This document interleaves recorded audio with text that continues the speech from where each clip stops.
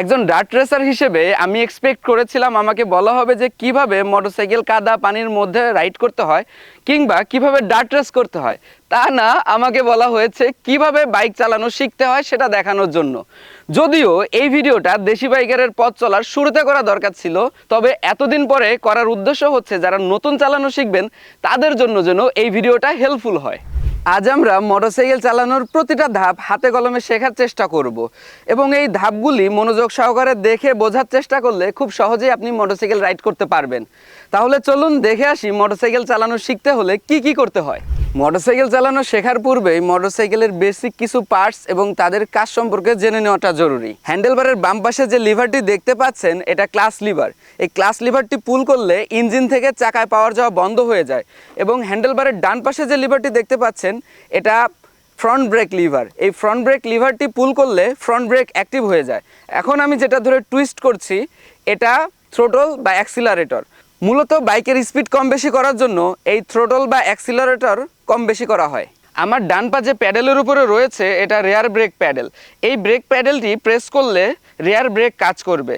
আমরা যারা নতুন বাইক চালাই তারা অনেক সময় ভুল করে থাকি, শুধু রেয়ার ব্রেক বা ফ্রন্ট ব্রেক প্রেস করি, যেটা একদমই সঠিক নয়। মনে রাখবেন, সঠিকভাবে ব্রেক করতে হলে ফ্রন্ট ব্রেক এবং রেয়ার ব্রেক একসাথে স্মুথলি ধরতে হবে। আমার বাম পা যে লিভারটির উপরে রয়েছে এটা গিয়ার শিফট লিভার। এই লিভারটি আপ শিফট এবং ডাউন শিফট করে গিয়ার কম বেশি করা হয়ে থাকে। পুরাতন কিছু মডেলে সামনে এবং পিছনে প্রেস করে গিয়ার কমানো বা বাড়ানোর সিস্টেম ছিল।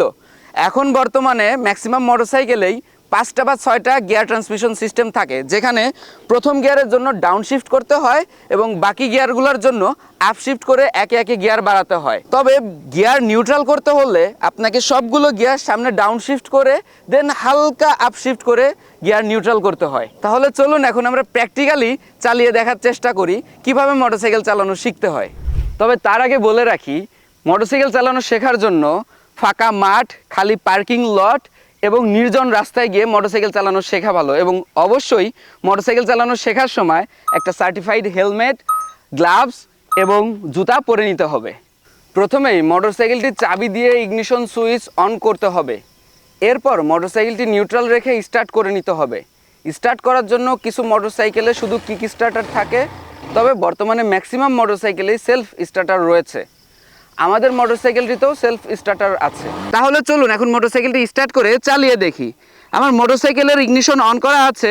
এখন আমি সেলফ দিয়ে মোটরসাইকেলটি স্টার্ট করে নিব। ক্লাচ লিভার পুল করে ফার্স্ট গিয়ারে দিয়ে নিলাম। আস্তে আস্তে ক্লাচ লিভার রিলিজ করব এবং একই সাথে থ্রোটল বাড়াবো।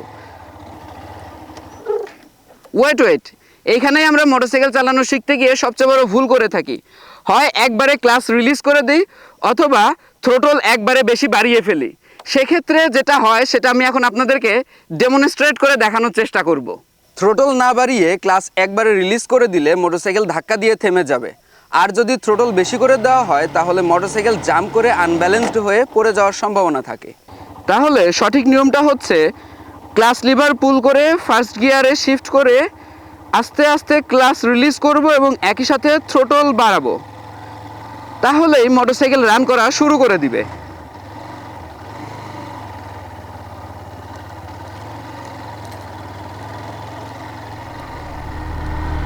কন্টিনিউ থ্রোটল বাড়ানোর ফলে বাইকে কিছুটা স্পিড গেইন করবে এবং ফার্স্ট গিয়ারে থাকা অবস্থায় একটা নির্দিষ্ট স্পিড পরে গিয়ে বাইকের ইঞ্জিন থেকে ব্যাড নয়েজ আসবে।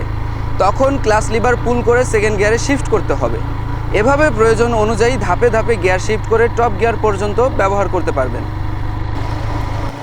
এখন মোটরসাইকেল থামানোর জন্য প্রথমে ক্লাচ লিভার পুল করে থ্রোটল আস্তে আস্তে কমিয়ে সামনের এবং পিছনের ব্রেক একসাথে ধরে মোটরসাইকেলকে ব্যালেন্স করে থামিয়ে ফেলতে হবে।